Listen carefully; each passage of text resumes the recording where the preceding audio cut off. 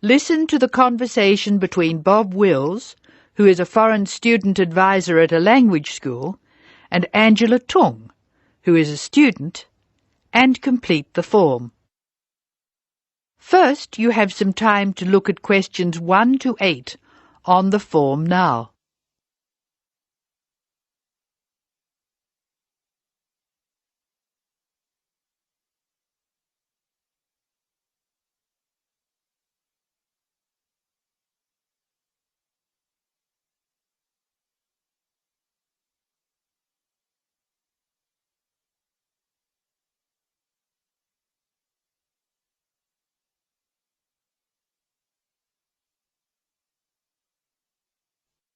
You should answer the questions as you listen because you will not hear the recording a second time. Now listen carefully and answer questions 1 to 8.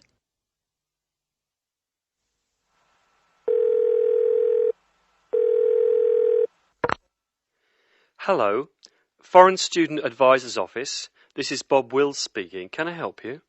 It's Angela Tung here, Bob. I'd like to make a request for special leave. Can I do that over the phone? Hello, Angela. You can make that request by phone, but I'll have to fill the form out. Let me get the special leave form. OK, here it is. Tell me your student number, please. It's H for Harry, 5712.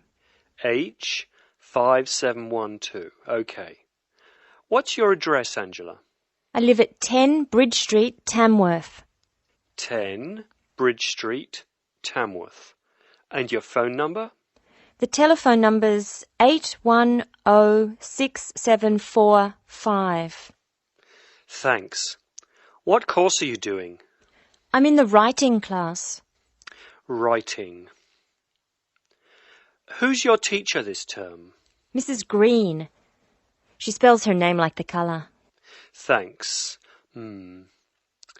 When does your student visa expire? Let me look. July 15. July 15. OK. Which term do you want to take leave?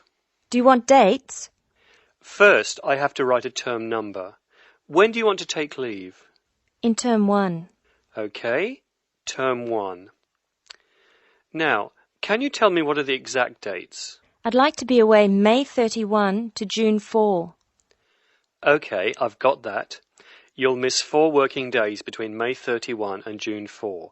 Is that right? Only 3. I'll be away over a weekend. I'll be back at my classes on June 5, so that's 3 days away.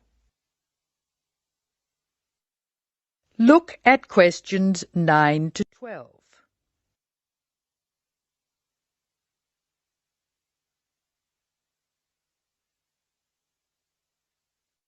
Now listen to more of the conversation between Angela and Bob.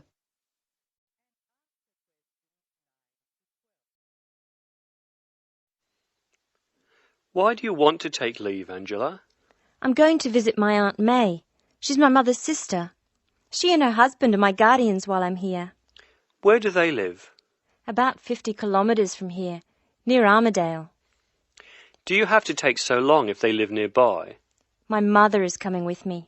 She's come for a holiday, so she wants to have some time with May. And I want to spend some time with my mother too. Aren't you going home soon? I've applied to extend my time here.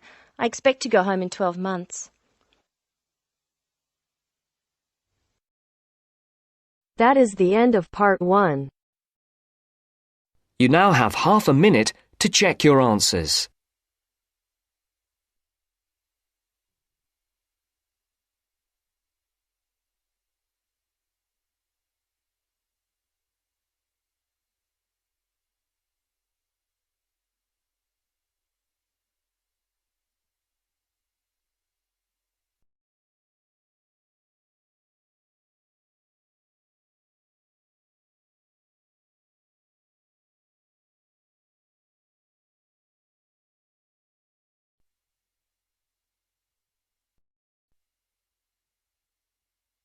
Now turns to part 2.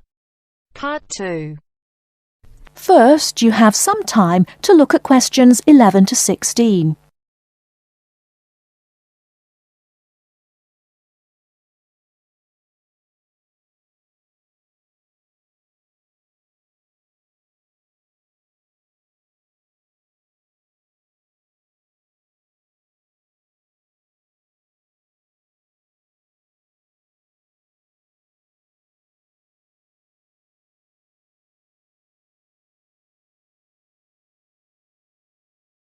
Now, listen carefully and answer questions 11 to 16.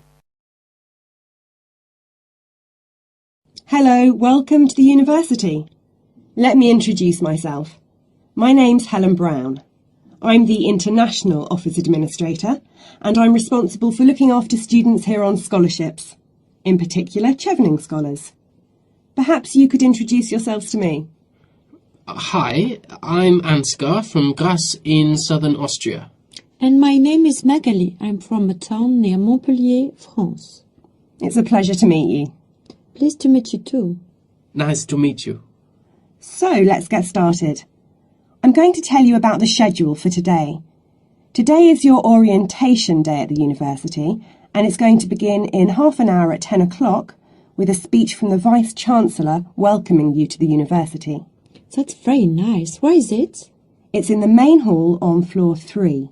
Okay, but how do we get there? From here, the International Office, go down the corridor, past the lecture theatre and student common room. Then you'll be at the main entrance and you'll see the lift to your left. Take the lift to floor 3 and the main hall entrance is after the buffet. Okay, floor 3 after the buffet. I can always find my way to food, so we'll be able to find the main hall, no problem. So after the Vice-Chancellor greets the new students, then 30 minutes later, the Mayor will welcome you to the city. Together it should be about an hour, so it's not too much of a drag. And what happens then? After that, you'll have a meeting with a representative of the British Council, and she will brief you on life in Britain and what your sponsor expects, and of course doesn't expect from you. It will be nice to meet them. Is that in the main hall too? No, but it is on floor 3 again. With your back to the main hall, go down the corridor past the labs. Sorry? The laboratories, on your right, and the computer cluster rooms on your left, and at the end of the corridor are seminar rooms 1 and 2. Your meeting is in seminar room 2. Did you mention what time that is? No, I didn't. It's at 11:15 and it should last about half an hour. You'll meet her a number of times during your studies, so it's important to go to that meeting. Okay, I'll make sure Magali is on time. Ansgar, I'm always on time. Very well. Now for the final part of the morning and lunch, you'll be with your department. We're both doing biomedicine. Oh, that's interesting. But we're not sure how to get to our department. Well, you don't need to go very far from seminar room 2. The laboratories and seminar rooms all belong to your department. So basically, you need to turn left out of seminar room 2 and go past the next 2 teaching rooms. Your departmental office is on the left. Will someone be there to meet us? Oh, but of course. At 12 o'clock, the course administrator will meet you at the departmental office and introduce you to members of staff and the head of department, Professor Heanue. Heanue? How do you spell that? Heanue. He will tell you about the department and your course, the coursework and academic life in Britain. Have you both got reading lists? Yes, I have. I'm afraid I haven't. You can get one at that meeting. Then finally, as it's your first day, you'll have lunch with the department staff in the refectory from 1 to 2. Oh, that's really nice. Great. There's just one more thing. In the afternoon, you have the chance to meet other international students in the main hall again. And you can ask them about their time at the university.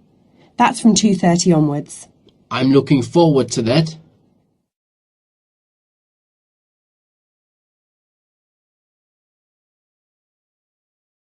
Before you hear the rest of the talk, you have some time to look at questions 17 to 20.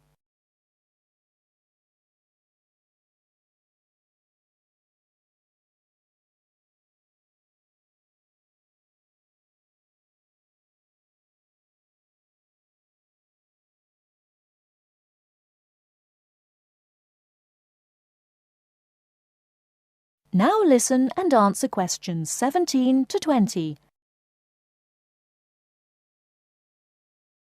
So you're thinking of opening a bank account with us? That's right. And you are an international student at the university? Yes, I am. And how did you hear about us? From Student Services. They gave me a list of banks near the university, and I chose this one because you have a branch near campus and a student advisor at the bank. Yes, I'm part of the student advice team. There are 3 of us here. Right, now I'll go over the services we offer to international students, and then we can go through a few details before we set up your account. Okay. We can offer you a current or cheque account and a savings account. Do you pay interest on the current account? We do, but not very much, about 1.5%. You get a much better interest rate on the savings account, around 4%. We also give you a free overdraft facility. I'm sorry? If you run out of money, we allow you to spend more money than you have in your account. That's the overdraft. But you can only take out up to £100. If you need more than £100, then you must tell us before you take any more money out. I see. Now, once your current account is open, then you can set up direct debits for any regular payments you need to make. Could you tell me how that works? Well, for instance, let's take your mobile phone. You have to pay a certain amount every month for it. Yes. So you can tell us to pay that amount each month and we'll do it automatically for you. I see. As soon as your account is open, we will send you a debit card, which you must sign immediately and keep in a safe place. Then a day or 2 later, we'll send you a personal identification number. A PIN number? Yes, and you must keep the number secret. You can change it if you like when you use it for the first time, but if you change it, you must remember the number. If you forget or lose the number, then we have to send you out a new card and a number for security reasons. Okay. The next thing you could do is open a savings account. If you know you have to save a certain amount of money to pay your accommodation or course fees, we can open a savings account for you to put aside some money each week or month. How can I do that? You can manage your accounts in one of 4 ways. You can come into the bank here on the university campus and tell us what you would like to do, or you can call us on 08457 004 004 and instruct us what to do over the phone. That's 24 hours a day, 7 days a week. Alternatively, you can manage your account over the internet. I see. You have to go online and register at our website at www.hsbc.co.uk/online-banking before you can use the service. Finally, if you have a digital TV, you can use TV banking by pressing interactive on your digital TV remote control. Oh, really? I don't have a digital TV, unfortunately, but I can do the first 3 things. Now, do you have any insurance? What's that? For example, if you lose something or one of your possessions is stolen, we will cover the cost of it. How much does that cost? It's £24 a year, so it really is worth thinking about. I don't need to think about that. I'll take out insurance. I'll arrange that for you as soon as your account is open. Now, would you like to go ahead and open an account with us? That is the end of part 2. You now have half a minute to check your answers.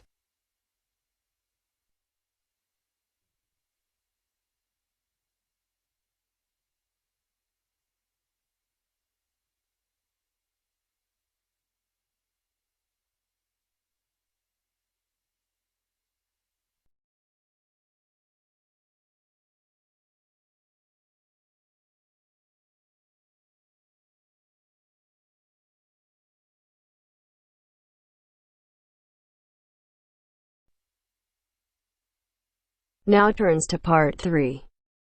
Part 3. Now turns to part 3. Part 3. You will hear a talk by a wildlife specialist on a type of bird called a kiwi. First, you have some time to look at questions 21 to 25.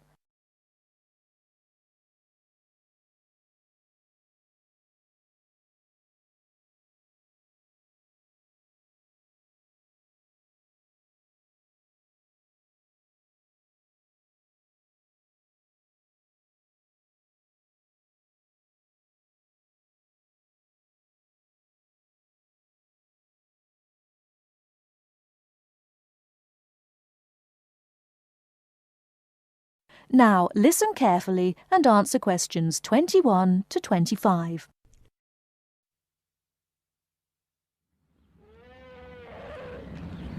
Ladies and gentlemen, welcome to Auckland Zoo on this sunny Sunday afternoon and to our special Kiwi fundraising event. My job is to tell you all about the amazing little Kiwi, and your job, hopefully, is to dig deep in your pockets. Now, for the benefit of our overseas visitors here today, I should explain first of all that the Kiwi is the national bird of New Zealand, and sometimes New Zealanders themselves are known as Kiwis. Now, while Kiwis in the wild are a rare sight, the Kiwi as a symbol is far more visible. Apart from being in toy stores and airport shops all over the world, you'll find them on our stamps and coins. The Kiwi is the smallest member of the genus Apteryx, which also includes ostriches and emu. It gets its name from its shrill call, which sounds very much like this. Kiwi! Kiwi! Kiwis live in forests or swamps and feed on insects, worms, snails and berries. It's a nocturnal bird with limited sight, and therefore it has to rely on its very keen sense of smell to find food and to sense danger. Its nostrils are actually right on the end of its long beak, which is 1/3 of the body length. Now, here's an interesting fact. Although Kiwis have wings, they serve little purpose, because the Kiwi is a flightless bird. Since white settlement of the islands, Kiwi numbers have dropped from 12 million to less than 70,000. And our national bird is rapidly becoming an endangered species. This is because they're being threatened by what we call introduced animals. Animals which were brought to New Zealand, such as cats and ferrets, which eat Kiwi eggs and their chicks.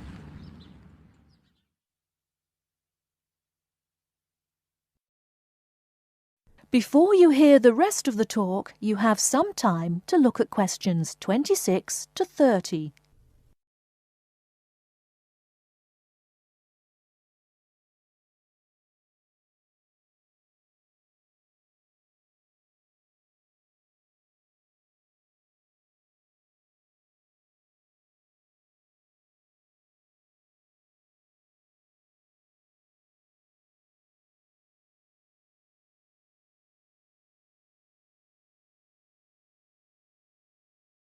Now listen and answer questions 26 to 30.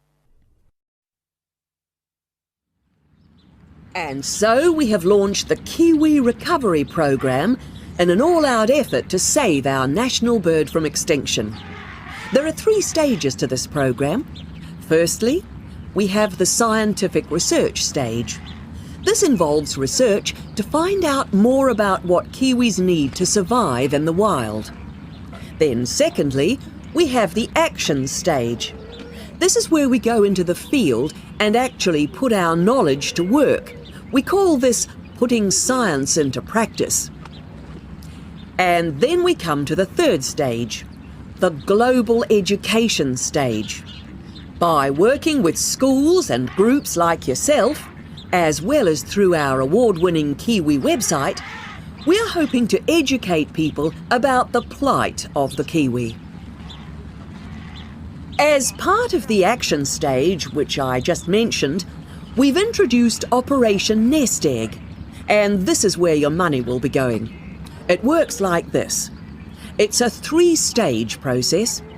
First of all, we go out to the Kiwi's natural habitat and we collect Kiwi eggs.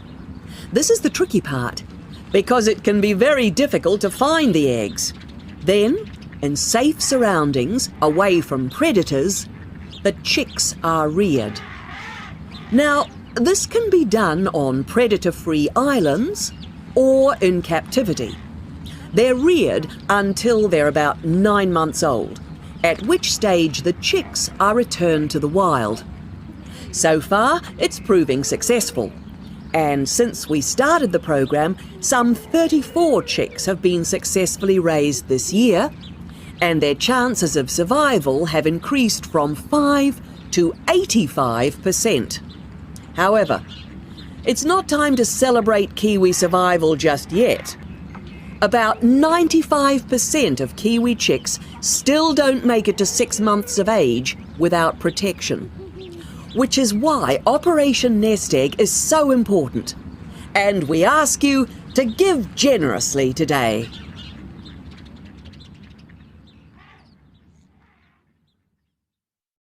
That is the end of part 3. You now have half a minute to check your answers.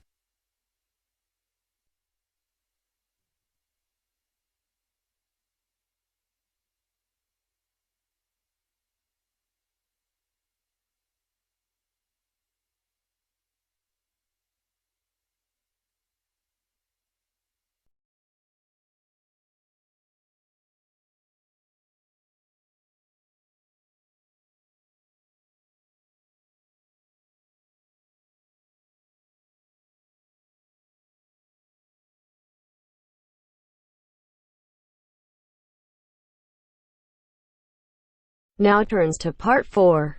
Part 4. Listen to the introduction about Tower Bridge and complete the summary. First, you have some time to look at questions 31 to 40.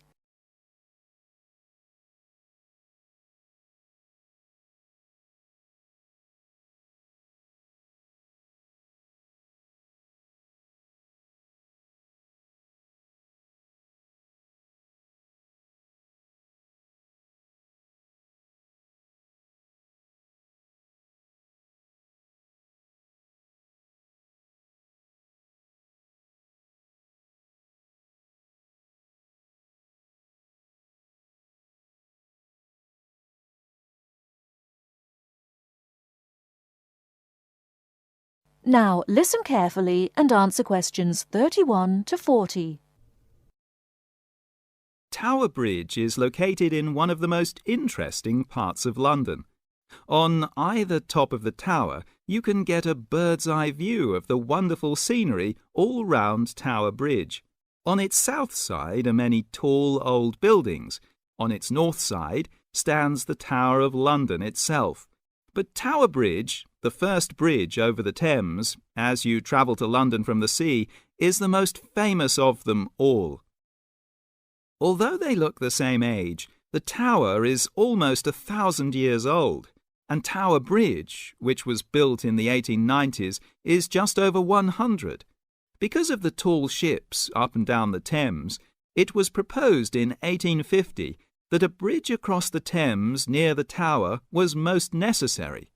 However, the designers argued about the new bridge for about 30 years. They took so long because they had two big problems. One is that the new bridge must look like the old tower, and the other is that the bridge must not look like a modern bridge. They made it look like the old tower, so everyone was happy.